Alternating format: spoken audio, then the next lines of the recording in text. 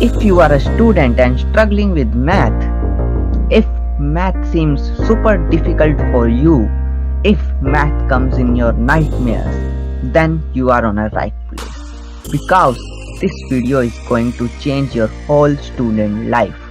After watching this video, you will be solving math super easily like Albert Einstein.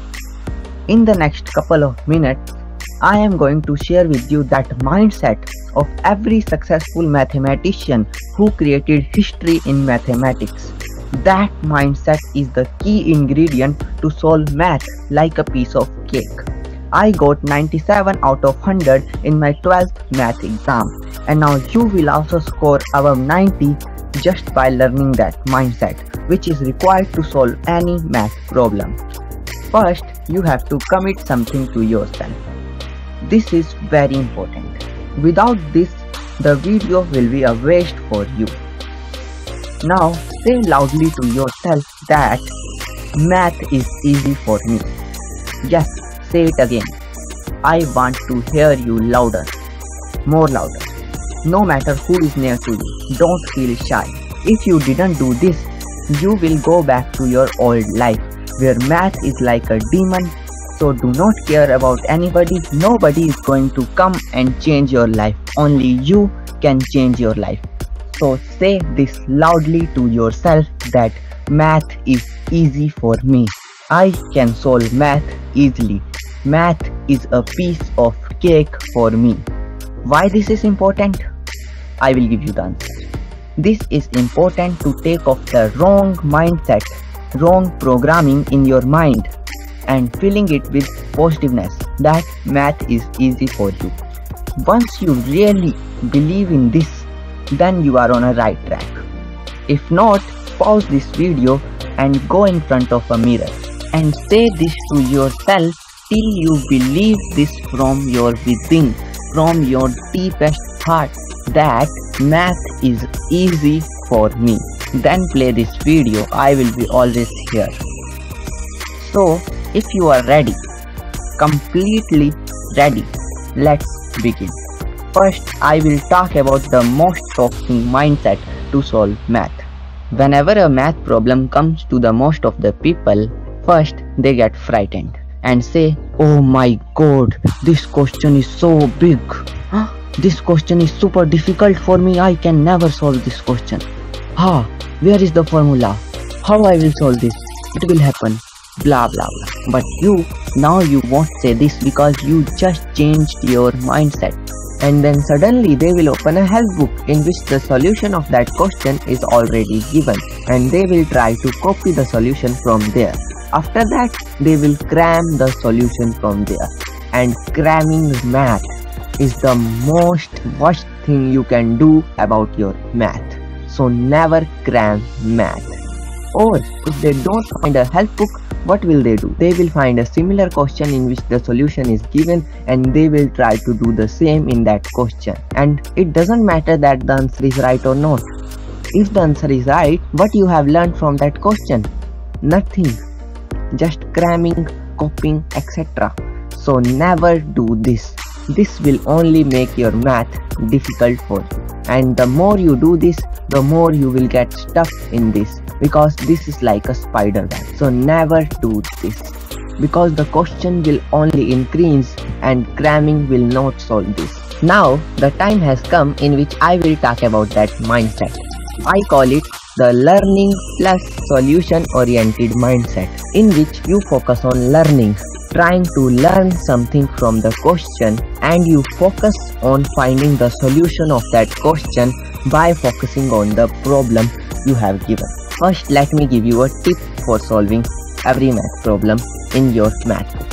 First, make a list of all the formulas which are going to be used in that particular chapter you are going to solve. This is a proven method to solve math problem. If you have a list of formulas which can be used in that problem, this makes math super easy for you. So always before starting a chapter, make a list of all the formulas which are going to be used in that chapter. For example, if you are going to solve trigonometry, then make a list of all the formulas which are going to be used in it. Now you will say that I hardly remember any math formula.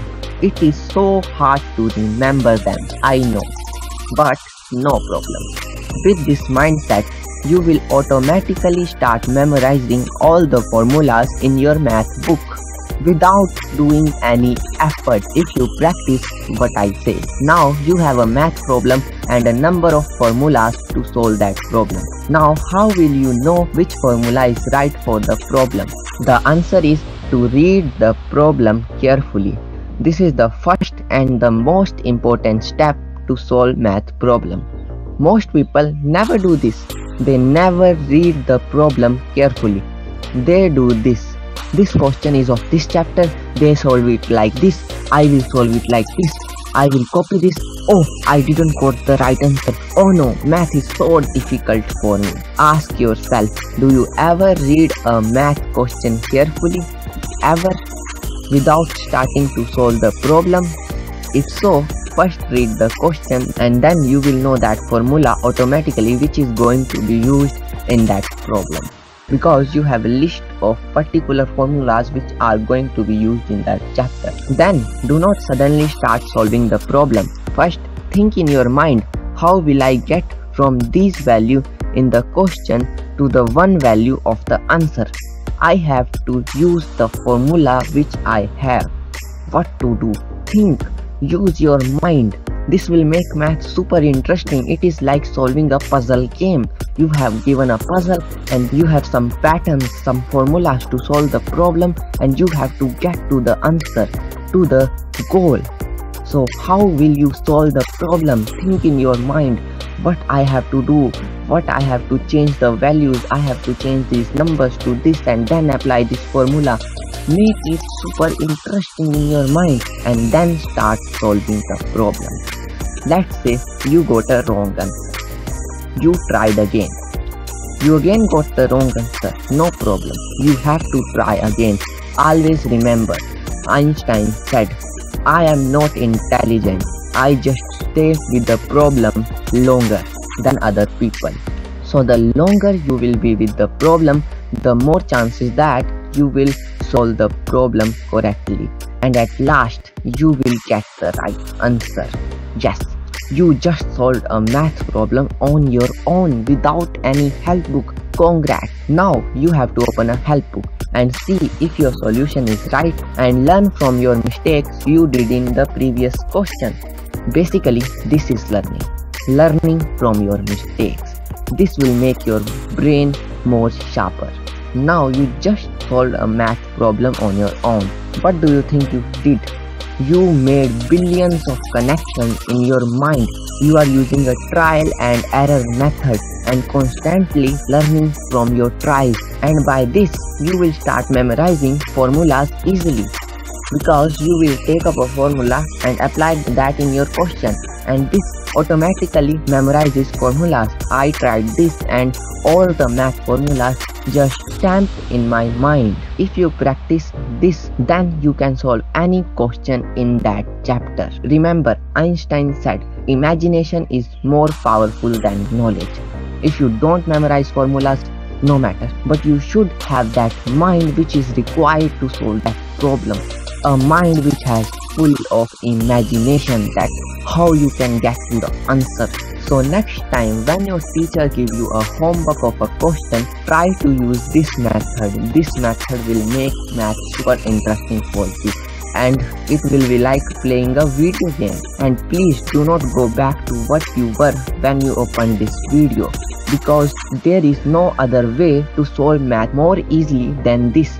There are lots of other videos which tell how to solve math easily, how to become a genius, etc, etc, but there is no other way. They will give you tips, routines, etc. Like I also gave you a routine, but you have to stick with something in this video or in any other video. Okay, so take a simple thing and stick with it. Like if you say I do not want to do all this from tomorrow, just do a simple thing like making a list of all the formulas in your chapter. This will change something and you will start growing. So slow and steady wins the race. Now you know the way, the single key to success in mathematics. If you follow this, getting above 90 is a piece of cake for you. Now let's get something practical. We will take a universal math problem of 7th standard so that everybody can understand it, and we'll apply this method to solve that problem.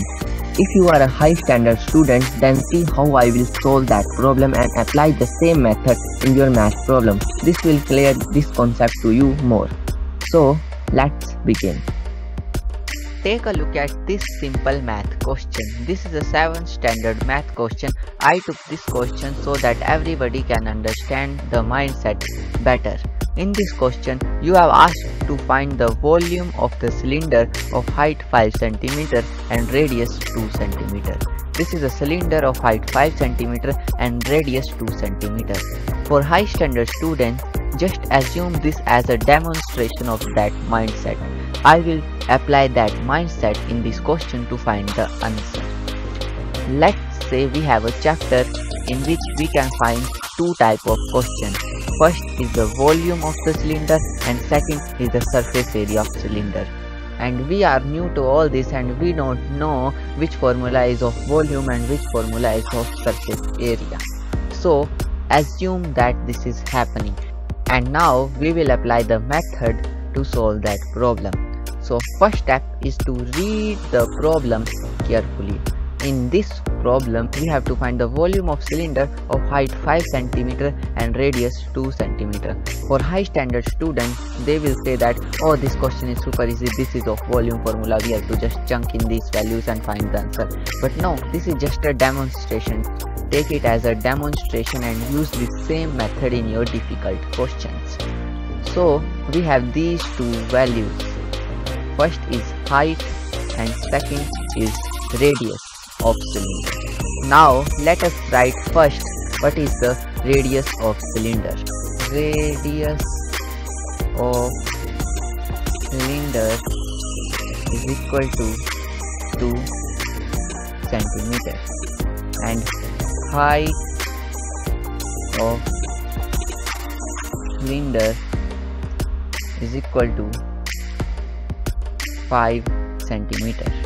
So we have these two values and we have to get from these two values to the one value of the volume. How do we get there? We have to use one formula of the volume. What do we do? What we have to do? So first we have to know which formula is of volume and which formula is of surface area. So how do we know that? See this. What is the area of circle? That means all this. What is the area of circle? That is pi r square, right? So we have the area of circle this, and if we multiply it by the height, which is this, then we will have a circle stacked on each other to 5 cm height, and then we will have the volume. So we know that this formula is of volume. And for surface area, tell me the parameter of circle, that is 2 pi r, right? And if we have hollow circles stacked on each other to 5 cm, then we will have the surface area of cylinder. So we know that volume of cylinder is this, and we will apply this in our question. So volume of cylinder is equal to, so the volume of cylinder, which is this formula, and we will apply that in our question, that is pi r square h. So we first have to chunk in the values. Okay, so let's chunk in the values. Pi is 3.14 multiplied by r square, which is 2, and 2 square is equal to 4 multiplied by h, which is height, which is 5 cm. And now this is equal to 62.8 centimeter cube. Never forget to add the unit after the value in math. This is also very important tip for math. So we just read the question carefully, knew which formula is to be applied, first thought what we have to do and then did it, and found the answer. And this is how you should always solve a math question. Hope you enjoyed this video. I wish you all the very best for your further math studies. In my next video, I will share some amazing tips and some cool tricks which will definitely help you to make math more easy. So, subscribe this channel to get notified for my next video. And finally, thanks for watching.